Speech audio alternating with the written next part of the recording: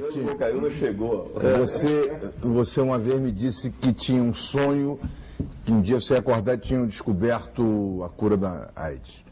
Você está fazendo um tratamento, no primeiro momento parece que foi muito bem e agora você está recomeçando. Como é que você está convivendo com esse sonho de...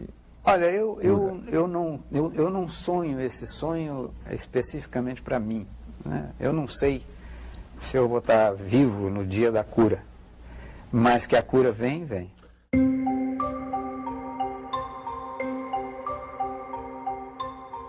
Estamos em dezembro de 1996.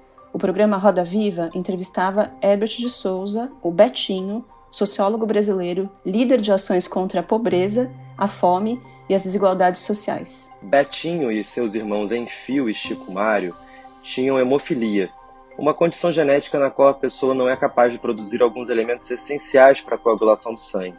E com isso, ela precisa receber esses elementos a partir de doações ou transfusões. Os três irmãos, assim como muitas pessoas com hemofilia, acabaram contraindo HIV nos anos 80, antes da introdução da testagem universal de doadores.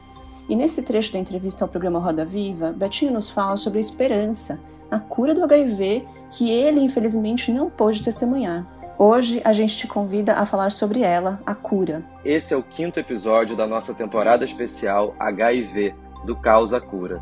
A esperança é uma evidência científica, que é uma temporada produzida pelo Instituto Saúde e Diversidade para os nossos podcasts Saúde, Diversidade e Cultura Transviada, com apoio do Estudo Hope. Eu, Vivian Avelino Silva, e o meu amigo Pedro Neves convidamos você a navegar conosco nesse tema. E além de ouvir a gente, dá uma olhada também nas nossas redes sociais. Lá você pode acessar um conteúdo bem especial sobre esse episódio e também sobre os primeiros 4 episódios dessa temporada. Sejam muito bem-vindos, bem-vindas e bem-vindos.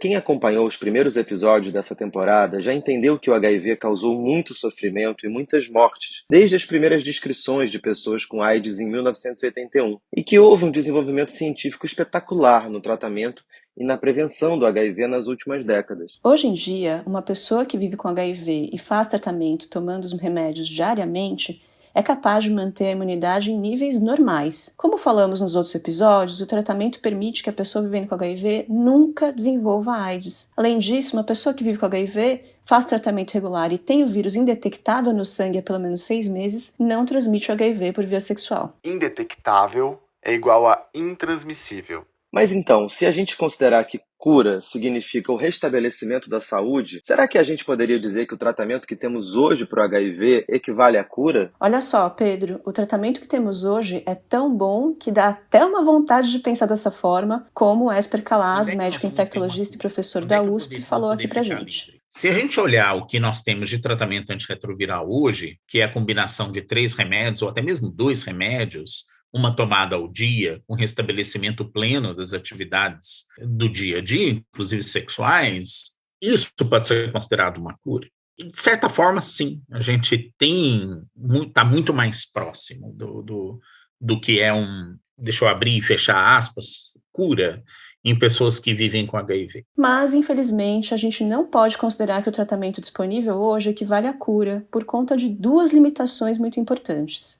A primeira é muito simples, o HIV consegue escapar do nosso sistema de defesa e ficar escondido em algumas células mesmo com o tratamento. E aí, se a pessoa parar de tomar a medicação, ele volta a se multiplicar e causar problemas. Para quem já ouviu falar ou se lembra do DNA, aquela molécula enrolada de material genético da nossa célula, é lá que o HIV se esconde, mas ele pode acordar desse estado hibernante em algumas semanas, caso a pessoa que vive com HIV deixe de tomar as medicações. Em outras palavras, com o tratamento que temos hoje, as pessoas que vivem com HIV precisam tomar os antirretrovirais por toda a vida.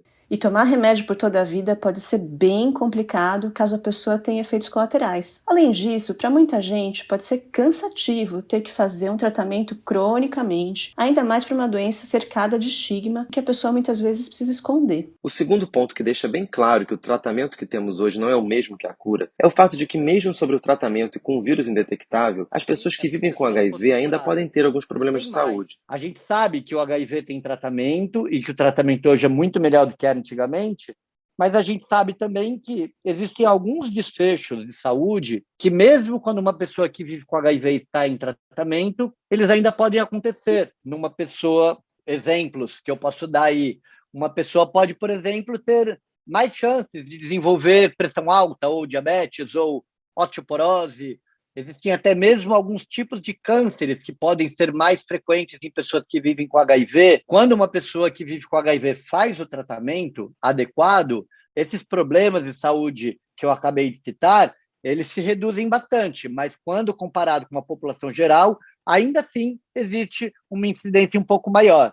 Você conseguir evitar até esses desfechos de saúde acrescidos com a cura do HIV seria ainda melhor, né? O Rico Vasconcelos, médico infectologista e pesquisador do Hospital das Clínicas da USP, explica aqui pra gente que, mesmo com o tratamento, as pessoas que vivem com HIV podem ter um risco um pouco maior de desenvolver algumas doenças comuns, como pressão alta, diabetes, osteoporose e até câncer. Mas além desses dois pontos, tem ainda um terceiro elemento que a gente vem destacando aqui em todos os episódios da temporada, que é o estigma. Uma pessoa que faz tratamento para o HIV, mas não está curada, ainda vive sob a sombra do preconceito. A vida de uma pessoa que vive com HIV em tratamento hoje é igual à vida de uma pessoa que não vive com HIV? E a resposta que eu dou é sempre a mesma, não, não é igual. Porque ela, primeiro, vai ter que ficar tratando o seu HIV para mantê-lo sob controle, para que ele cause o mínimo de problema na sua saúde. Segundo, essa pessoa vai ter que carregar aquilo que eu falei lá atrás nessa conversa, de aprender um jeito de lidar com a discriminação e com a sorofobia. Isso é pesadíssimo e muitas vezes é a parte mais pesada do viver com HIV. Não é o efeito colateral do remédio, não é medo de morrer. Depois, essa pessoa vai ter que ficar de olho naqueles desfechos de saúde que podem estar aparecendo com maior frequência por conta do HIV, como a pressão alta, o diabetes, a osteoporose. E aí, se você tivesse uma possibilidade de fazer com que a pessoa que vive com HIV deixasse de ter essas preocupações, essas três que eu acabei de falar, aí sim eu poderia dizer que a pessoa que vive com HIV ia ter uma vida exatamente igual à vida de uma pessoa que não vive com HIV.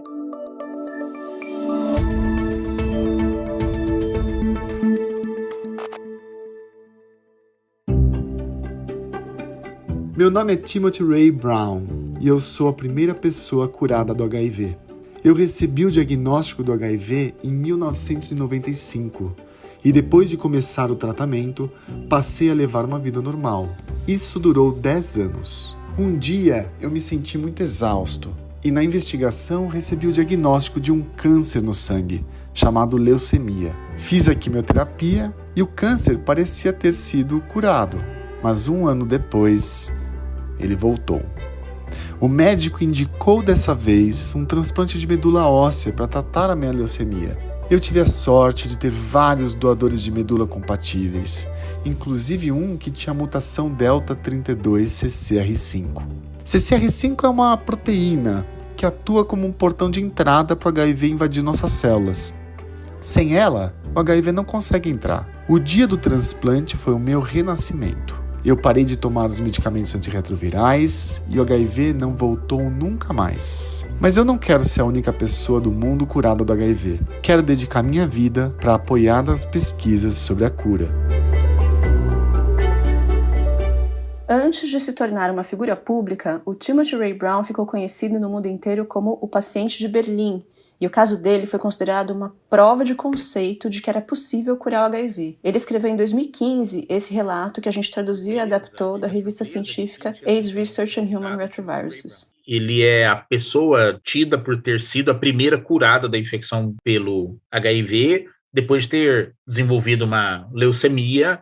Recebeu 2 transplantes de medula na Alemanha, cujo doador tinha um tipo de célula chamada célula que tinha uma mutação no gene CCR5, conhecida como delta 32, que transforma, e a gente sabe isso desde 1996, essas células em resistentes à infecção pelo HIV. O doador tinha essas células resistentes e foi escolhido por isso para fazer a doação, e esse enxerto pegou no Timothy Ray Brown, o vírus não voltou mais. Esse que você ouviu foi o Esper Calais falando sobre essa descoberta. Os pesquisadores vinham estudando estratégias para curar o HIV desde o início da epidemia, mas sem sucesso até o caso do Tim Brown ser divulgado. Isso porque o nosso organismo não consegue eliminar o HIV sozinho, como acontece com alguns outros vírus.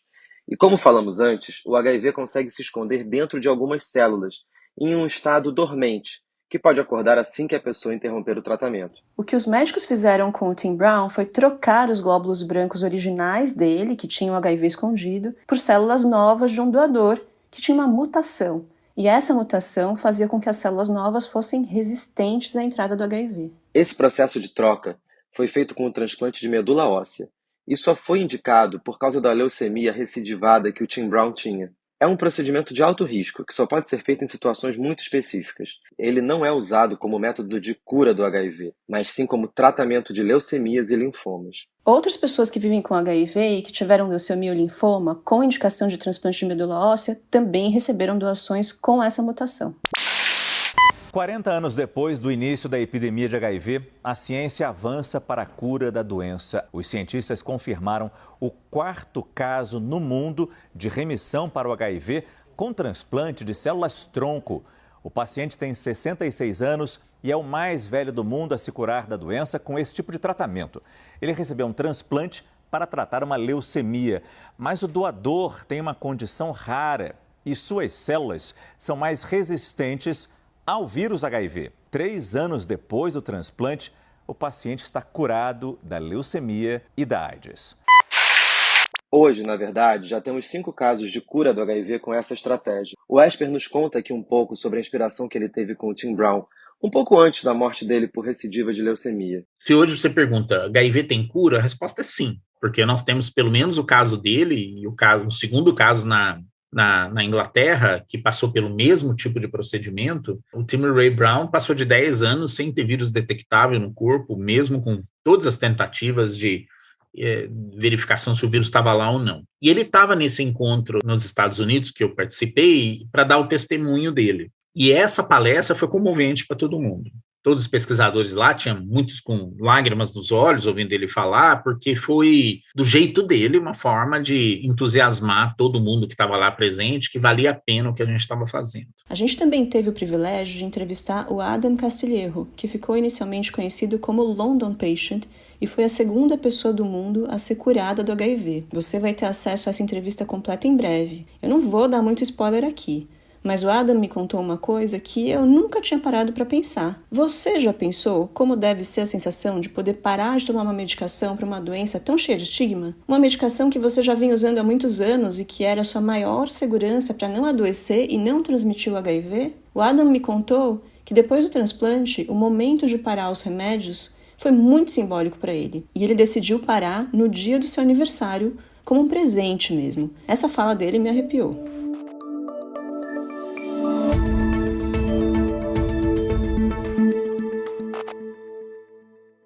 Bom, apesar desses casos de sucesso, a gente explicou que o transplante de medula óssea é um procedimento de risco muito alto e que hoje não pode ser usado como método de cura do HIV. Por isso, os cientistas têm buscado outras metodologias e estratégias. Agora, como você vai chegar a tudo isso? Tem várias estratégias. Tem estratégias de mudanças genéticas, tem estratégias de silenciamento de vírus, através de silenciamento de genes, tem estratégias de você trancar o vírus dentro da célula, não deixar ele sair, tem estratégias de substituição de células que são cronicamente infectadas por outras que não teriam essa capacidade de serem infectadas, ou seja, células resistentes. E aí vai uma série de meios de você tentar pesquisar formas de levar ao que seria essa dita cura. O estudo HOPE, do qual eu faço parte, está investigando uma dessas estratégias de cura do HIV. Aqui na USP, a gente participa de um desses consórcios financiados a partir do meio do ano passado, chamado HOPE, Esperança em inglês, onde a estratégia que a gente vem explorando é trancar o vírus dentro da célula, ou seja, ele não consegue mais sair de alguma maneira. E aí, com isso, você poderia, por exemplo, ficar livre de ficar tomando antirretrovirais. Muitos resultados promissores devem vir por aí em breve, gente. E a Pici Bruja, que é transpóloga, educadora comunitária e pesquisadora da USP, e que também é uma pessoa vivendo com HIV, fala um pouco sobre essa expectativa. A cura é um direito nosso. A gente tem um direito de ser curada. Sei lá, eu sempre fico pensando que a gente tem que ter o direito ao bem viver. a cidadania plena, a qualidade de vida. E eu não acho que eu tenha, possa ter, de fato, a qualidade de vida que eu quero, tendo que tomar remédio todos os dias. A Pice fala também do desejo de se ver livre do estigma do HIV na hora de se relacionar com outras pessoas. Embora estar indetectável seja uma garantia de não transmitir o HIV, nem todo mundo sabe ou reconhece isso. Já a cura permitiria libertar-se desse tabu. Isso fica no imaginário, né? Eu não fui curada. Mas eu imagino assim que seria uma outra coisa em relação a estar indetectável, né? Consigo estar com o vírus controlado ali. Mas quem sabe disso? Na hora que eu vou me relacionar com as pessoas, elas não fazem ideia do que significa indetectabilidade. Elas não sabem nada. E aí eu tenho que ficar, ao invés de só ter uma relação tranquila, eu tenho que ficar trazendo a história da minha vida, entendeu? Ficar trazendo o meu trabalho. Então eu tenho que ficar trabalhando, contando a história da minha vida e tudo isso para preparar um campo para ter um sexo um pouco mais tranquilo. Não quero. Eu queria me curar. A Raquel Ávila, que vive com HIV desde muito jovem e que a gente apresentou para você desde o primeiro episódio, também nos falou sobre a expectativa da cura com muita emoção. Poxa vida, a cura seria, assim, a cereja do bolo, né?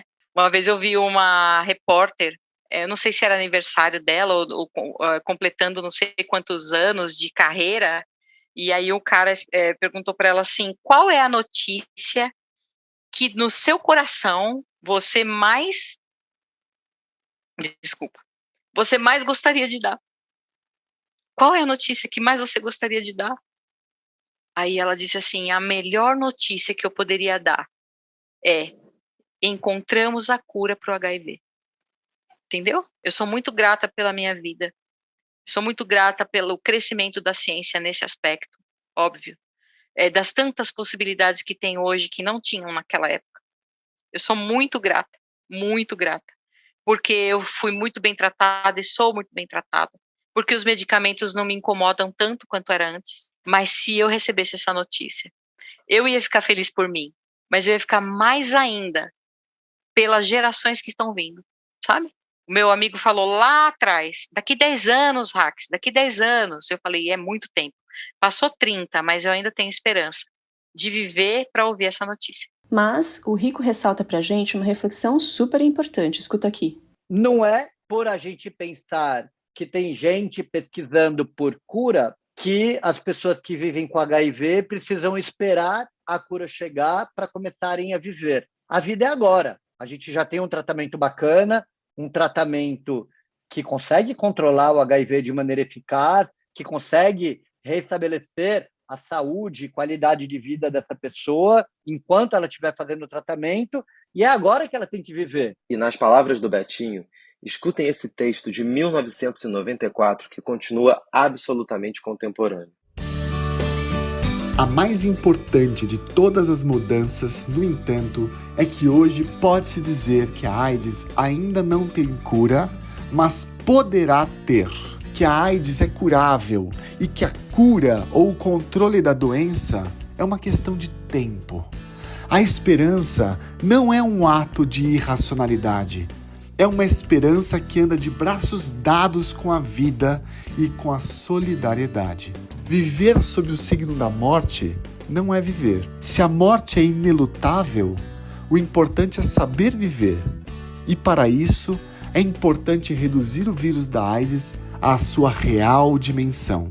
Um desafio a ser vencido. É fundamental, portanto, reafirmar que esse vírus não é mortal.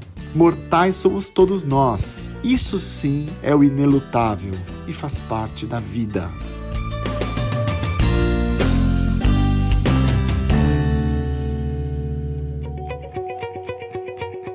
E a gente se despede já com saudade desse projeto, emocionados por tanto aprendizado que tivemos, honrados com a participação de cada pessoa que a gente entrevistou.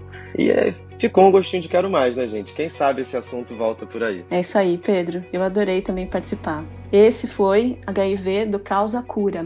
A esperança é uma evidência científica. Esse podcast foi produzido com o apoio do Estudo Hope e realizado pelo Instituto Saúde e Diversidade.